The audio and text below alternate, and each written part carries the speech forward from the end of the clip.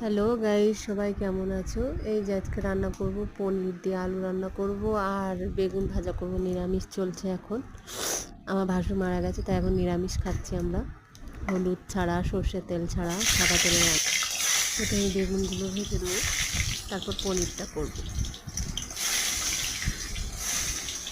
তেলে বেগুনগুলো দিয়ে দিচ্ছি। এই যে বেগুন প্রায় ভাজা হয়ে গেছে। এই তেলেই পনিরগুলো ভেজে নেবো। আর বেগুন ভাজাগুলো তুলে নিচ্ছি, আর আলু ভেজে নেবো। পনিরের তরকারিতে যে আলু দেবো, আলু ভেজে নেবো, পনিরও ভেজে নেবো। এই তেলে পনিরগুলো দিয়ে দিলাম। প্রথমে টমেটো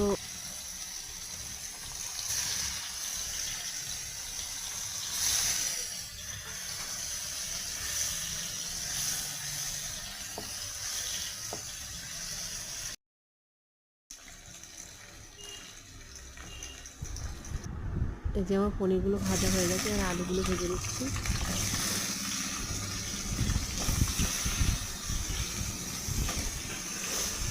এখন তরকারিতে বেশি কিছু দেওয়া যাবে না, তো তাই আদা দেওয়া যাবে, জিরে দেওয়া যাবে, একটু গরম মশলা দেয়। টমেটো, আদা, জিরে একসাথে পেস্ট করে নিয়েছি মিক্সিতে, ওই মশলাই দেবো। আলুগুলো আগে ভেজে নিই, তারপর পনিরটা করবো।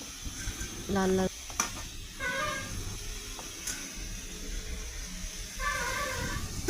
লাল লাল করে আলুগুলো ভেজে নেবো, তারপরে মশলা কষিয়ে আলুগুলো দিয়ে দেবো। প্রথমে আলুগুলো ভেজে নিই একটু। এইবার ফোড়নে দিয়ে দিলাম তেজপাতা, গরম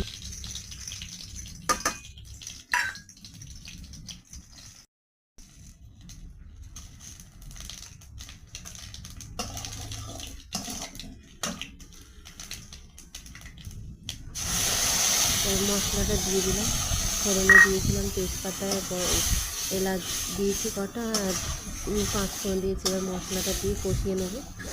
মশলা দিয়ে তেল ছাড়লে তবে আলুটা দিয়ে কষিয়ে জল ঢেলে দেবো।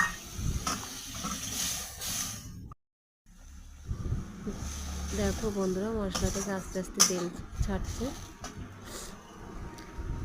আর একটু কষিয়ে নিয়ে আলুটা দিয়ে দেবো। তেল ছেড়ে গেছে মশলা থেকে, এবার আলুগুলো দিয়ে কষিয়ে নেব।